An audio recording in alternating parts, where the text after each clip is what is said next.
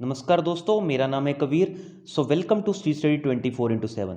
दोस्तों, इस वीडियो में हम डिस्कस करेंगे अकाउंट्स सेक्शन के मोस्ट इंपॉर्टेंट क्वेश्चन। बेसिकली जो ये अकाउंट्स के क्वेश्चंस है, ये आपके जीओए अकाउंट्स के एग्जाम, इसके अलावा जूनियर ऑडिटर या फिर पंचायत समिति में जो ऑडिटर्स की पोस्ट रहती हैं उनके लिए मोस्ट इंपॉर्टेंट क्वेश्चंस रहेंगे। क्वेश्चंस मैं बिल्कुल ईजी वे में एक्सप्लेन करूंगा, तो वीडियो को शुरू से लेकर एंड तक जरूर देखना। वीडियो अच्छी लगे तो प्लीज़ लाइक कर देना। आप चाहें तो इस वीडियो को अपने दोस्तों के साथ भी जरूर शेयर कर देना। You can share the video on WhatsApp, Facebook, Instagram, Telegram and on Gmail also. तो दोस्तों, ये जीओए अकाउंट सीरीज का पार्ट 15 है। अगर आपने इसके पुराने वाले पार्ट नहीं देखे हैं तो जीओए अकाउंट्स करके एक मेरी प्लेलिस्ट है, आप जाएं जीओए अकाउंट्स के, वहाँ पे आप सारे क्वेश्चंस अटेम्प्ट कर सकते हैं जीओए अकाउंट्स की प्लेलिस्ट में जाके। तो सबसे पहले डिस्कस करेंगे question number first. So question number first is, when a secured creditor takes over the management of business of a borrower, he may appoint। तो क्वेश्चन क्या है कि अगर कोई सिक्योर्ड क्रेडिटर किसी और बिजनेस का जो है उसको टेक ओवर कर लेता है, मतलब कि बेसिकली उसका मैनेजमेंट को टेक ओवर कर लेता है, तो वो क्या अपॉइंट कर सकता है। तो दोस्तों, इसके लिए एक मैं आपको सिंपल सा एग्जांपल देता हूँ। जैसे कि एसबीआई ने क्या किया रिसेंटली, येस बैंक को, सुना होगा आपने, एसबीआई ने येस बैंक को बेसिकली बचाया था। मार्च के महीने की बात है जब येस बैंक डूबने के कगार पे आ गया था। आपको पता होगा राणा कपूर ने कितना बड़ा फ्रॉड किया था वहाँ पे, उनके पीछे ED that is enforcement directorate भी पड़ गया था। तो एसबीआई ने वहाँ पे येस बैंक के साथ यही किया, उन्होंने उनका मैनेजमेंट के ऊपर कंट्रोल कर लिया है। तो अब वो बेसिकली क्या कर सकते हैं। तो दोस्तों, ये करंट अफेयर से भी रिलेट कर दिया मैंने इस क्वेश्चन को, इसीलिए कह रहा हूँ ये क्वेश्चन इंपॉर्टेंट हो सकता है, क्योंकि हमने ये करंट हालात, ये सारी चीज़ें होती हुई देख ली हैं। तो राइट आंसर होगा इसका option A, as many persons as it thinks fit to be the directors administrator of the business of that or as the case may be. तो ये क्या कर सकते हैं, ये कितने भी चाहें उतने डायरेक्टर अपॉइंट कर सकते हैं। और कल की बात है, कल इन्होंने, अगर करंट अफेयर की बात करूँ तो कल एक और पर्सन यहाँ पे एसबीआई की तरफ से इनके मैनेजमेंट में हमें जाते हुए देखने को मिलेंगे जो एज ए डायरेक्टर काम करेंगे। तो दोस्तों, ये सारी चीज़ें आपको ध्यान में रखनी है, क्योंकि जो ये ऐसे से जो करंट अफेयर्स के साथ रिलेटेड क्वेश्चन होते हैं वो आपके एग्जामिनेशन में आने के बहुत ज़्यादा चांसेस रहते हैं। नेक्स्ट क्वेश्चन पे मूव करते हैं। तो next question is, when one of your customer lost the FT receipt issued by the bank to obtain a duplicate FT he needs to furnish. तो बेसिकली क्या हुआ, आपने किसी बैंक से एक 10,000 का एफटीआर बनाया, गलती से क्या हुआ, आपसे वो एफटीआर या तो गुम गया या आपसे कहीं रखा गया जो अब मिल नहीं रहा है। तो आप बैंक के पास गए और आपने बोला कि मुझे एक डुप्लीकेट एफटीआर चाहिए। तो बैंक क्या मांगेगा आपसे, बैंक एक बेसिकली आपसे इंडेमनिटी बॉन्ड मांगेगा। तो दोस्तों, इन प्रिसाइज बोलो, बेसिकली क्या होता है, 500 रुपये का एक स्टैम्प पेपर होता है, जिसमें क्या होता है बेसिकली जो भी बैंक की टर्म्स एंड कंडीशन होती हैं उसको इसके ऊपर पब्लिश किया जाता है। तो बैंक एक आपको फॉर्मेट दे देगा कि इस फॉर्मेट में आपको ये इंडेमनिटी बॉन्ड इस स्टैम्प पेपर के ऊपर आपको बेसिकली छपाना है। तो बैंक क्या करते हैं, बेसिकली 500 का यूज़ करते हैं स्टैम्प पेपर। इसके अलावा 100 रुपये का भी स्टैम्प पेपर यूज़ हो जाता है कहीं कहीं। तो वो आपको पता, हर स्टेट के अलग अलग चार्जेस रहते हैं, हर स्टेट का जो भी ये स्टैम्प पेड एक्ट होता है वो अलग अलग रहता है। तो बेसिकली आपको क्या करना होता है, आपको एक इंडेमनिटी बॉन्ड यहाँ पे देना होता है to obtain a duplicate FT, बस आपको इतना याद रखना है। नेक्स्ट क्वेश्चन पे मूव करते हैं। Question number third, which of the following high courts rejected implementation of DRT act 1993 in its state in 1995। तो 1995 में कौन सी स्टेट ने डीआरटी एक्ट 1993 को इंप्लीमेंट करने से मना कर दिया था। तो ये था दिल्ली हाई कोर्ट। तो दिल्ली हाई कोर्ट ने ये बेसिकली जो DRT act that is date recovery tribunal act था 1993 का, इसका जो इम्प्लीमेंटेशन था वो मना कर दिया था। तो ये क्वेश्चन कभी कभी पूछा जाता है आपसे, तो याद रखना इस क्वेश्चन को। Next question is, the presiding officer, basically ये इसको पीओ बोला जाता है। पीओ को बैंक पीओ से कंफ्यूज मत कीजिए, ये पीओ कौन सा है, ये डीआरटी वाला है। जो बैंक में पीओ होता है दैट इज प्रोबेशनरी ऑफिसर। तो यहाँ पे मैं पीओ ही बोलूंगा इसको भी, presiding officer of DRT is appointed by. तो इनको कौन अपॉइंट करता है प्रिजाइडिंग ऑफिसर को, तो ये he is appointed by central government.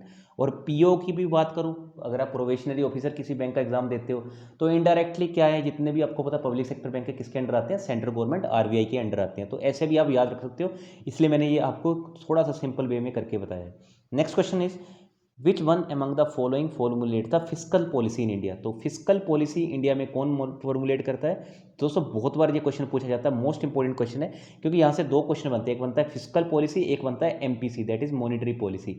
तो fiscal policy is ministry of finance और मॉनेटरी पॉलिसी बाई आरबीआई। ये आपको दो चीज़ें ध्यान रखनी है। अगर आप चाहें तो साथ साथ में नोट्स बना के रख लेना, एग्जामिनेशन में आप डेफिनेटली यहाँ पे कंफ्यूज होते हुए दिखने को मिल सकते हैं।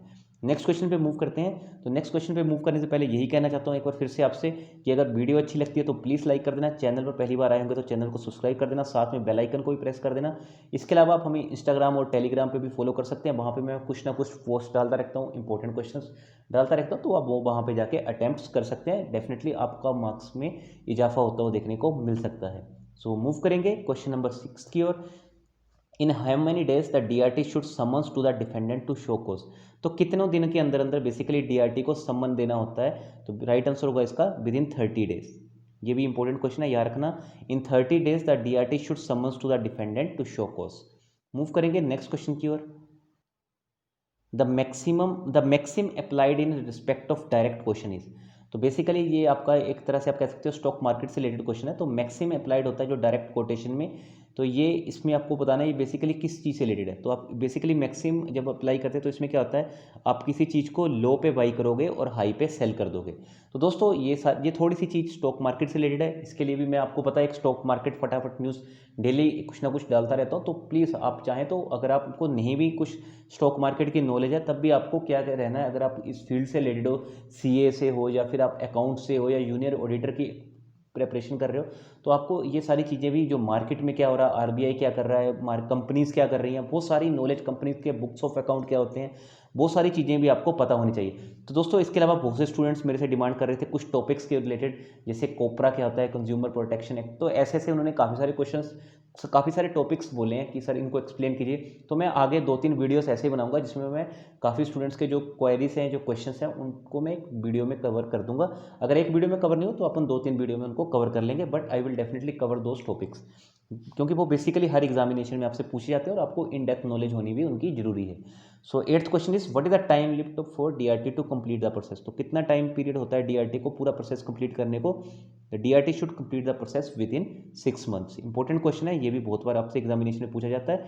डीआरटी की पहले लिमिट 10 लाख थी, अब आपको पता है उसको बढ़ा के 20 लाख कर दिया है, जो भी डीआरटी में केस जाएगा। Next question is what is the tenure of presiding officer. तो टेन्योर क्या होता है प्रिजाइडिंग ऑफिसर का।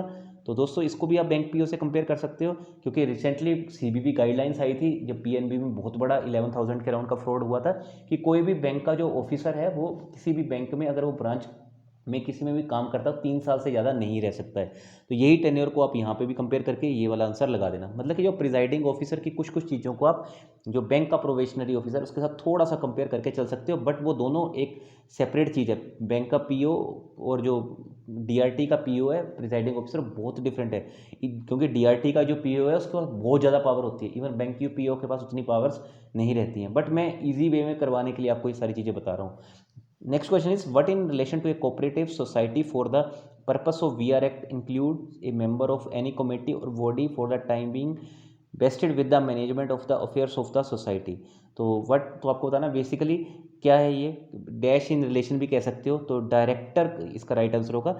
सो director in relation to cooperative society for the purpose of BR act. तो बैंकिंग रेगुलेशन एक्ट 1949 और आरबीआई एक्ट 1934, इन दोनों को आपको याद रखना है। Includes A member of any committee, जो किसी भी मेंबर को कमेटी को इंक्लूड कर सकता है, और किसी भी बॉडी को for the time being wasted with the management of affairs of the society, उसको अगर किसी सोसाइटी का कोई भी मैनेज करना हो अफेयर को, तो डायरेक्टर के पास ये सारी बेसिकली पावर होती है कोऑपरेटिव सोसाइटी के।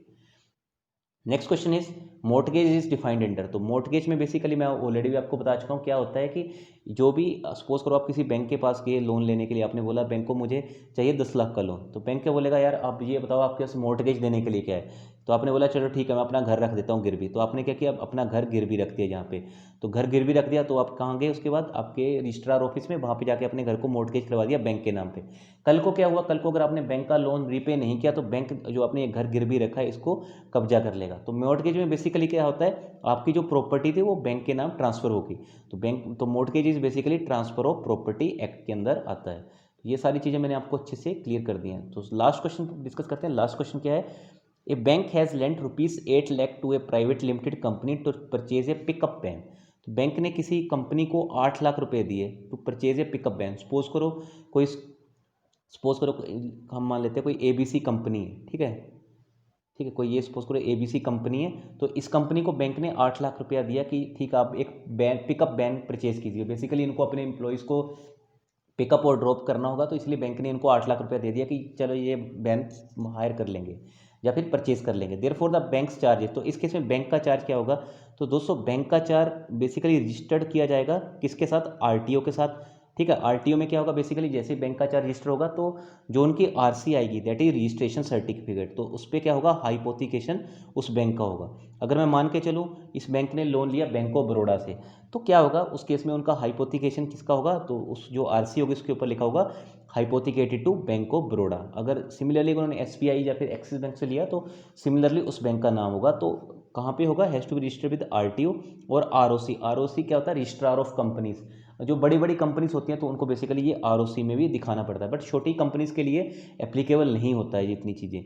बट अगर आप भी किसी बैंक से लोन लेते हो, सपोज करो आपने बाइक किसी से बैंक से लोन ली, तो जो आपकी बाइक की भी इवन आरसी आएगी उसके ऊपर भी लिखा होगा हाइपोथिकेटेड टू दिस बैंक। कोई भी बैंक का नाम होगा, लाइक आपने पंजाब नेशनल बैंक से लिया है या आपने कांगड़ा कोऑपरेटिव बैंक से लिया है, किसी भी बैंक से लिया होगा, तो वहाँ पे आपका जो चार्ज होगा वो ऑलरेडी रजिस्टर हो जाता है, क्योंकि ये बताता है कि ये जो प्रॉपर्टी आपकी हाइपोथिकेट होगी या बैंक के पास इवन पोजेशन आपके पास है, बट जो बैंक है उसके पास उसकी लीन मार्क है। आप उसको तभी बेच पाओगे जब आप हाइपोथिकेशन ऑफ बैंक हटा दोगे, मतलब आप बैंक का लोन क्लियर कर दोगे, उसके बाद बैंक आपको एनओसी देगा, वो आप आरटीओ ऑफिस में जाके हटवा दोगे। तो दोस्तों ये सारी क्वेश्चन है जो जियो अकाउंट से रिलेटेड